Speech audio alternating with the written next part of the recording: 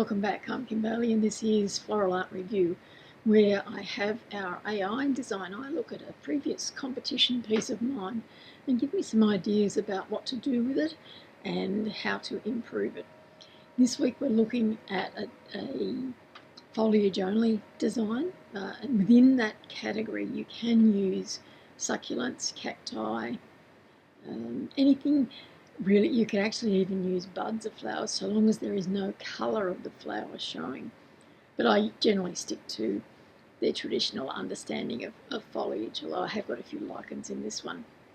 The requirement was that it was 70 centimetres in width on the bench with an unlimited height. It was judged from the front. So what I've done here is I've used a hula hoop, and you will have seen, if you've looked at some of the techniques, that I use them quite frequently as a good solid structural support.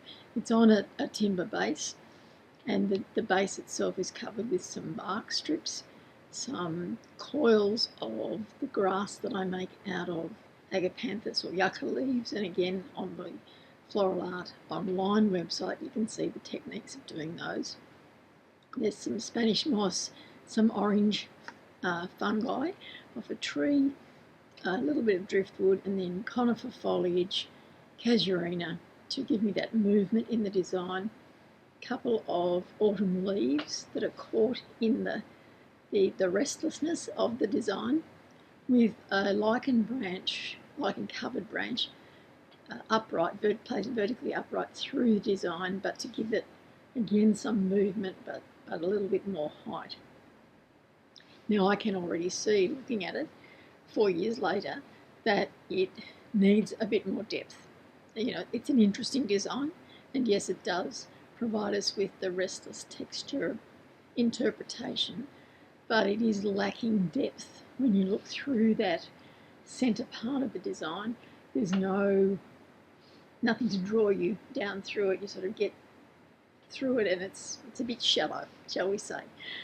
So I'll be interested to see what DesignEye has got to say for me on this design. I will say that on this particular occasion, was one of those big competitions that this one goes for 2 weeks, and the designs change every second day. So on this session of the competition, I actually staged 5 designs. This was the only one of those 5 that didn't get a placing of any kind. So again, I'm interested to see what I could do to improve the design, and that's beneficial for anyone, regardless of whether you get a prize or not, is to always see what an independent analysis will tell you about the design that you might have overlooked, that the judges might not have felt was appropriate for that particular competition. But as we all know, when we're in competition, judging varies from competition to competition, even though it's always based on the principles and elements of design, which is how we do our analysis here as well. So let's go and see what DesignEye has got to say. It's interesting that it started with texture. In the normal course of events, it would start with line. If you've looked at any of the other videos, every other video starts with line. But because textures are mentioned in the title of the class, it has chosen to focus on textures first as one of the important elements that has to be interpreted in the design.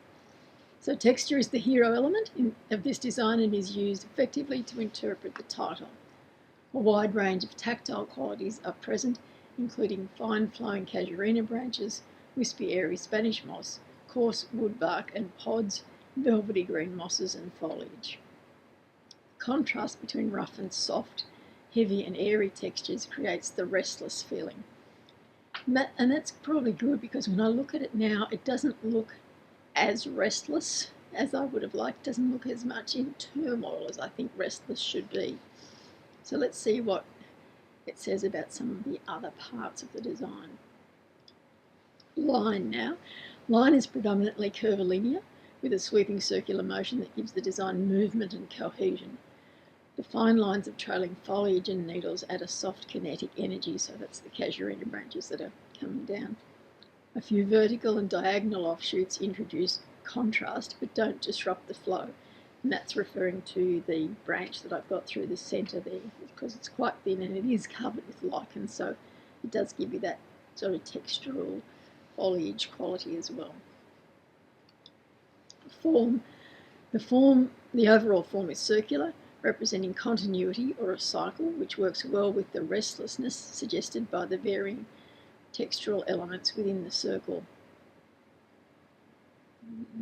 Yeah, it's a bit of a stretch for me.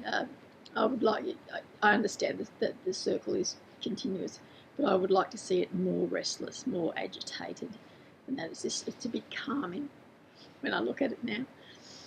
The asymmetry and branching elements prevent the form from becoming too static, so that's good.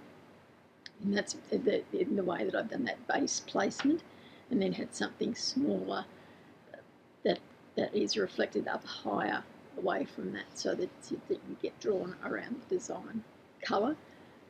The palette is subdued and natural, mainly in shades of green, brown and grey. The muted tones support the textural contrasts rather than competing with them. And that's important too, because if you've seen any of my other videos, you know that texture is something that I really focus on, and I like to not have the colour compete with the textures, but have the texture being the main contrast within a design rather than colour. A small touch of purple red foliage creates a focal accent without disrupting the unity, so that's the fungi at the base, and then the autumn leaves up on the top third of the circle. It's a little bit harder to see in the image, but they're definitely there. I know they're there. Space is well utilised, with lightness and openness in the upper area and more density and weight towards the base. The sense of movement within negative space is consistent with the restless theme. There is movement, yeah, and I don't deny that there's movement there. I just feel like it's not restless enough. There's no turmoil in it, and I keep coming back to that. But I'm just, when I look at it now, I think it's not engaging me in an agitated way, the way I think it should. Balance.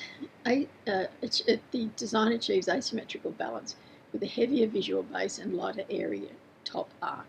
The open space inside the circular form prevents visual heaviness and stabilises the composition. So once again, I've talked in other videos about that negative space within a design, that the space becomes part of the design. So you couldn't imagine this design without that space in it. It would be very heavy visually, very cluttered, and so we have to be mindful of the fact that, and it's not just the big space, it's the actual spaces in between the needles from the casuarina as well, and the space at the bottom between where on one side there's an overhang of the conifer leaves before it touches the bark underneath, so there's a little space there as well. So within the design there's areas of negative space that form part of the design. Rhythm. Excellent use of rhythm through repetition of fine textural lines, the foliage, moss and tendrils, and gradual changes in texture and density across the arc. The eye is encouraged to follow the curve of the design and then pause on interesting texture clusters. And that's a good thing too, because I really wanted, I remember finding it difficult to not make it too heavy with the changes in the textural contrast. And so it's good to see that I've been able to do that from an independent analysis point of view. As I continue to look at it, I still think the base is beginning to look rather heavy, and I needed to counter that with something across the top that reflected it, repeated it, balanced it in some way. Not as big, but certainly a bit more density than I've got there at the moment. Dominance. Dominance is provided by the strong circular line and the textured base. The arc acts as a visual container, guiding the eye and creating structure, which is exactly why I use the hula hoop type structure in this way. The dense tangle of materials at the base serves as a textural anchor. And again, that's very true, as we've talked about all the way through. That gives a base, a grounding, and then you just lift up and come back down into it and rest again, and then you go up again. But I still do think that something a little bit heavier in that top third would have helped the balance without, wouldn't affect the dominance, because the base would still be the dominance, and the line itself, the circular line. Contrast. Rich contrast in texture, density and colour intensity.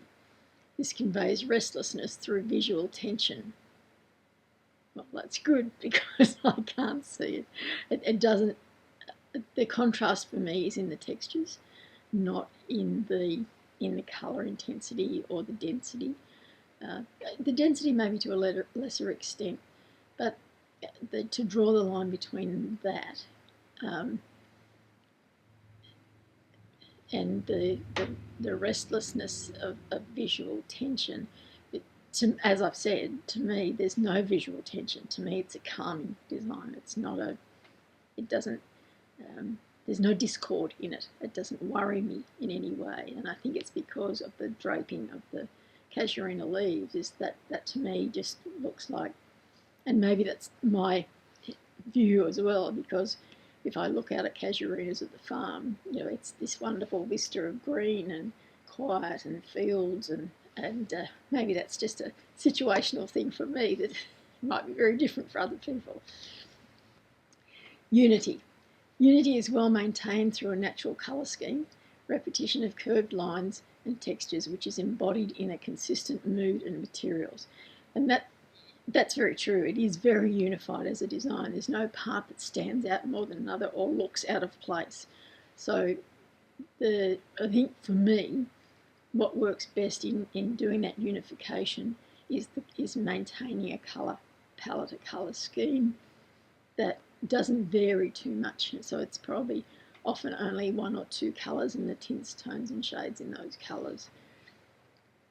Once again, I've mentioned it in other videos, and it's about ensuring that if you really focus on the principle or the element of design that is your comfortable spot, and for me that's textures, then the unity within your designs will start to come because you're focused on getting that one thing so right that all the others fall into step with it.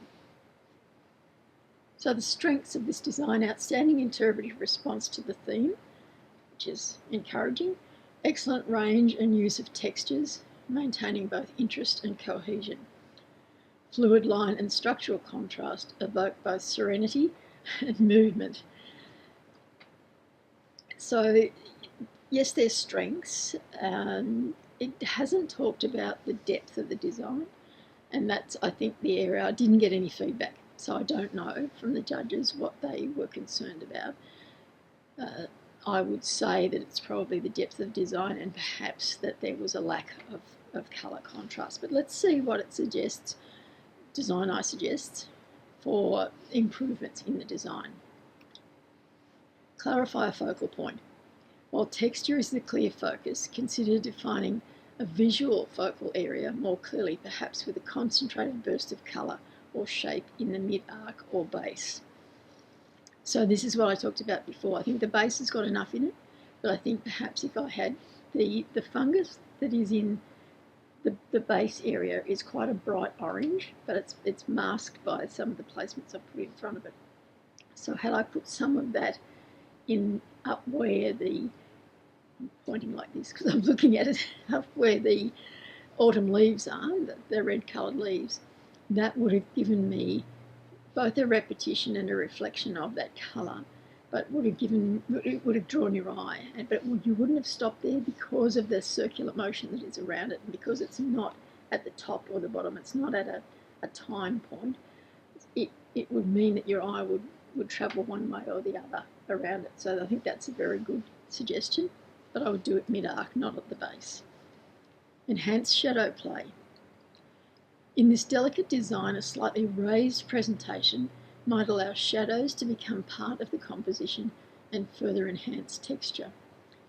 And once again, that's very true. It is pretty much almost on the table, and so lifting it just a little bit, doesn't have to be much, doesn't have to be anything that is part of the design. Often I use a few stacked CDs together and just cover them so that they don't detract from the design, but they're not part of the design, but they give that space underneath the design so that it looks like it's floating and you can see it in a different light to being distracted by the white bench or the black cloth over a bench if you're doing it in a different competition. So that's another good suggestion that I would certainly give a try to. Strengthen the verticals. Some of the sparse vertical elements, especially near the top, could be slightly refined or anchored more securely to maintain tension rather than appearing accidental. Oops. I think that's very true. I would like to, and perhaps that's where I could get the depth in the design, by having the branch come forward and back so that you could see that there was that movement. And if I had used curved branches rather than the straight ones, even though they're in a straight vertical line, we're still going to get the vertical line, but we're going to get the repetition of the curved shape. So I would, once again, I would definitely consider that.